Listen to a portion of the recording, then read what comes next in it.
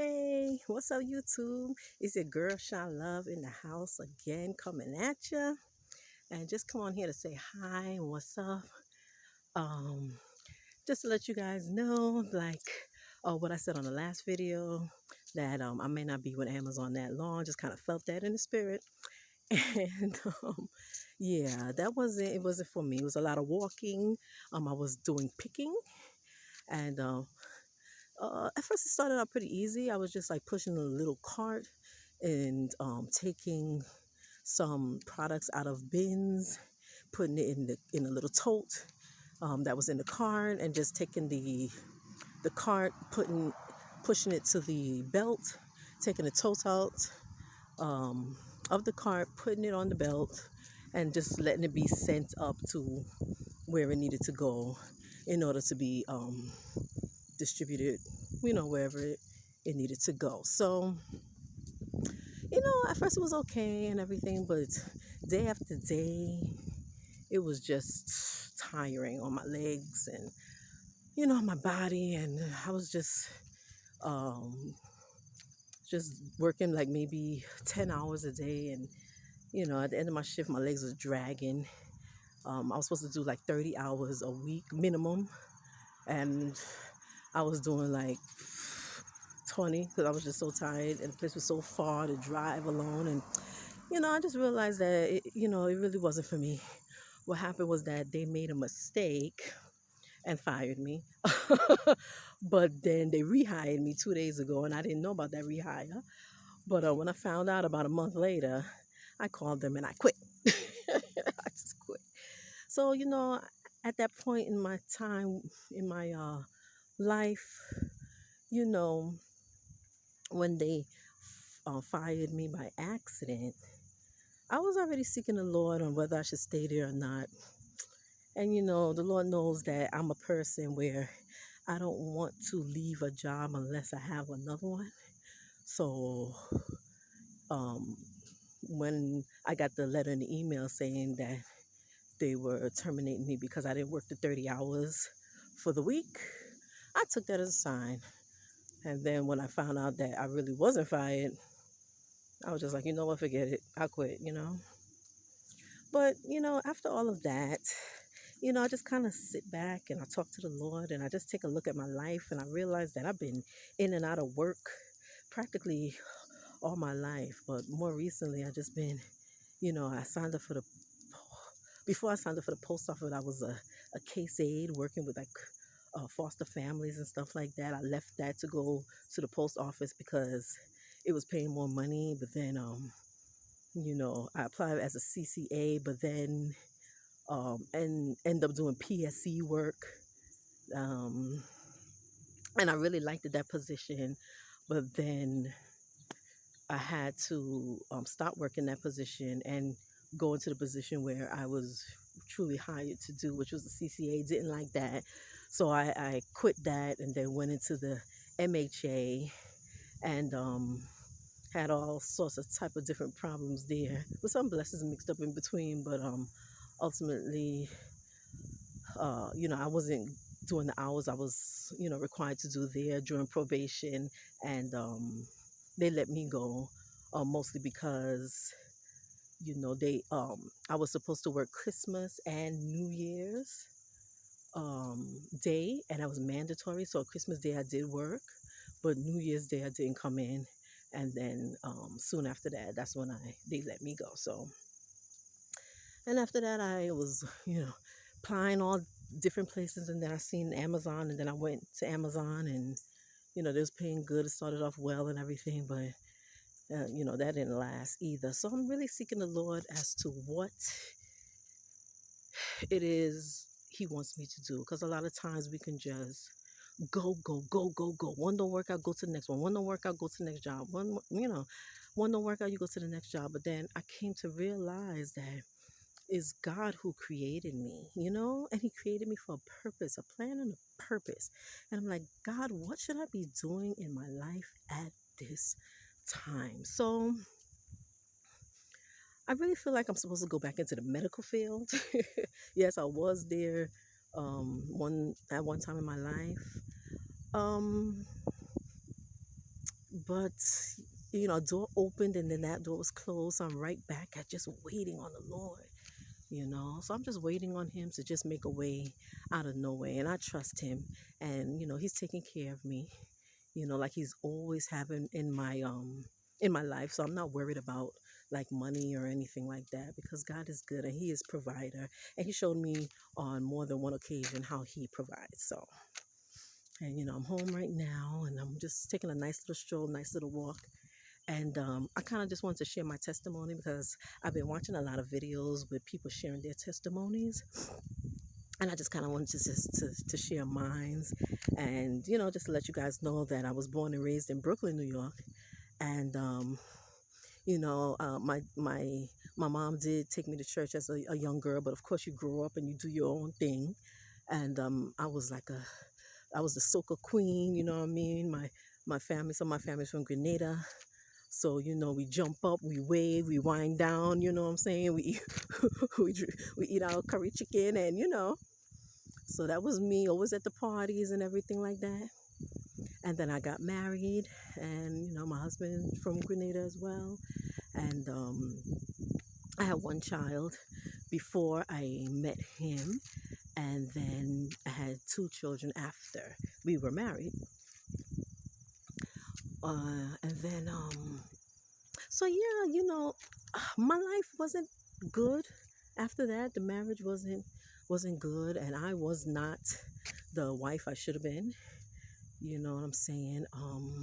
And I went into like depression, because just a lot was on me, because like I said, at that time I was in and out of work as well, and then I was also kind of turning into this housewife type of thing, that I did not want to be a housewife. I was an independent girl, you know what I'm saying? I need no man to take care of me type of thing.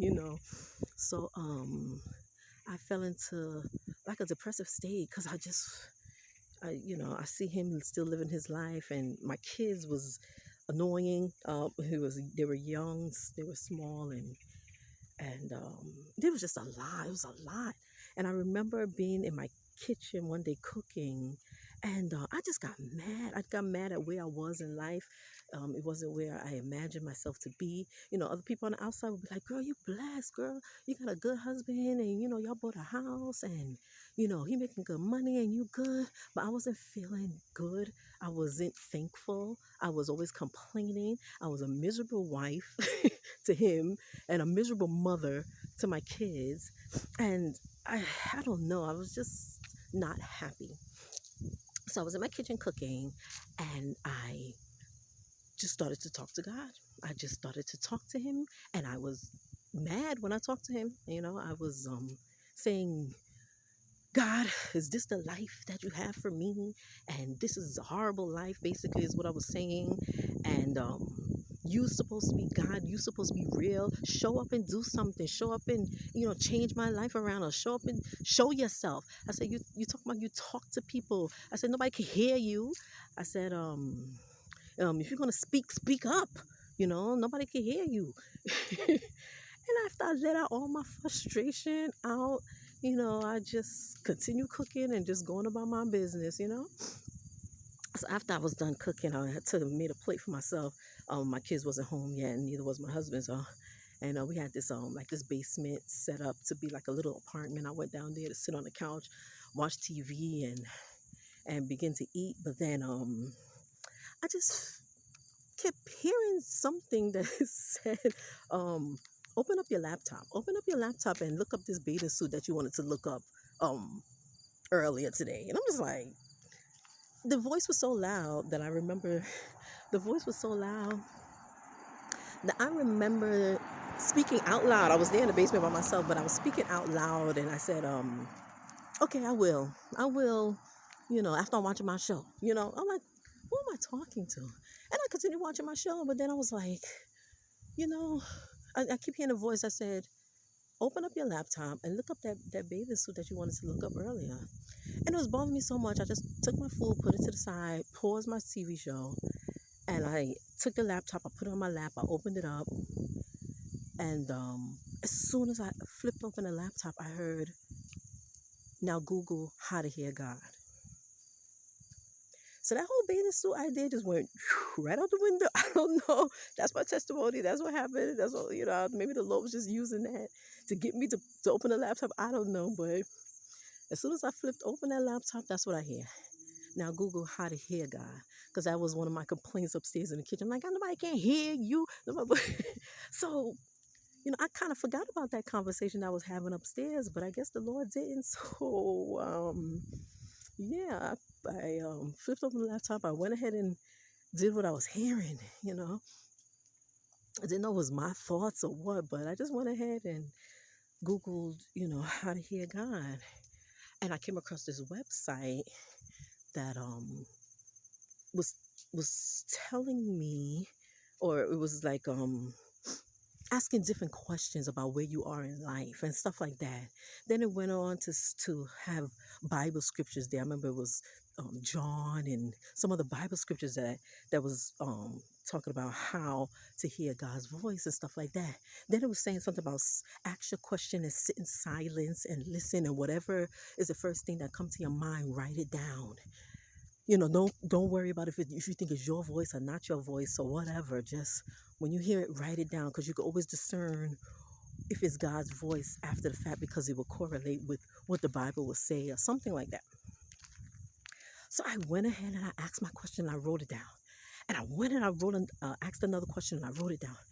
And then, like, coming to my third question, I started to be like, oh my God, God, you're real. And the reason why I began saying that is because I know that I asked questions that I never had answers to before this time. And then all of a sudden, I had answers to the questions that was always, on my mind. And I was just looking at the answers to these questions, and I just said, oh my God, God is real. I said, oh my God, God is real. And then I just started crying. I started crying. And as I was crying, it was like I felt his presence. I felt his Holy Spirit just surround me. I just felt like I was not in that basement any longer by myself. And I went on my knees and I put my hands on my face like this. And I was just crying, crying, crying. And then I peeked. I remember peeking out of my hands because I'm in that basement apartment. I had like one little window in it. It was one little window to my right side. And usually not a lot of sunlight will come through that window, because on the other side of the window it was like a wall blocking it, like a stairs going up, and it was a wall kind of blocking the window, so you didn't get much sunlight. But when I was on the floor crying and feeling like this warm presence around me, um there was this light that shined through this window that I never seen such a light. And I never seen a light like that shine through the window. So it couldn't be the sun.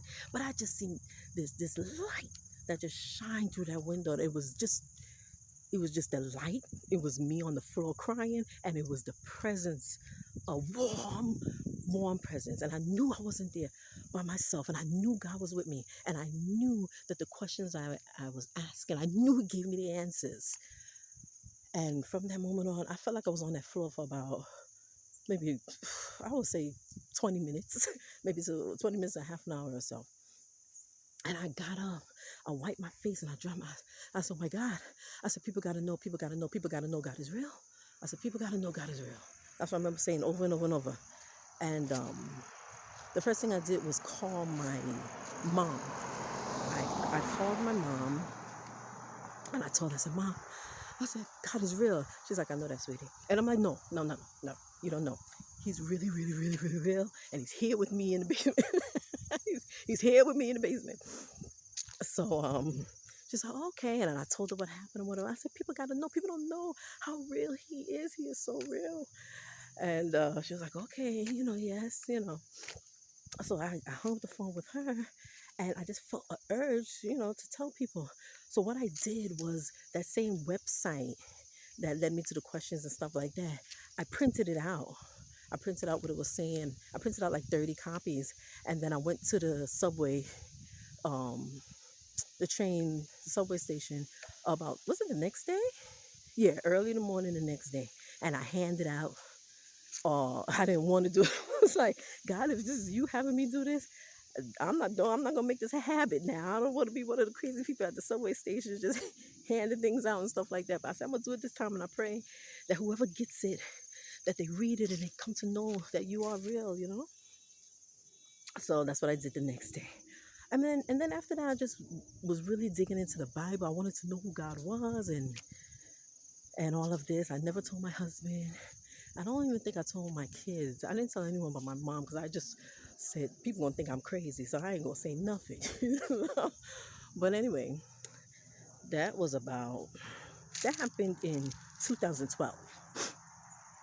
So I had a nice long journey with the Lord. Oop, a lot of cars are passing, and it's been amazing. So knowing God is with me. I don't want this video to be too long, but knowing God is with me, He takes away my fear. He takes away my fear that I can say, wow, I don't have a job right now and I know I'll be okay because God has been taking care of me. And I'm excited to know where He's leading me. I'm excited to see where my next job opportunity is. And I'm excited to share it with you guys. And if you have had any experience like that with the Lord or something similar, or how did you meet Him, Lord? How did you meet the Lord and how did He show up in your life? Or was there any time that you called on Him and He didn't show up? Did you never call on Him? Just let me know about that in the comments. I would love to read it and to know about it. But yeah, I just wanted to share that, and I pray that it blesses someone out there. And yeah, so I'll talk to you soon. I think that's about all I have to say, right, Lord? Okay, so enjoy your day, and I hope to hear from you. Thanks so much for watching. God bless.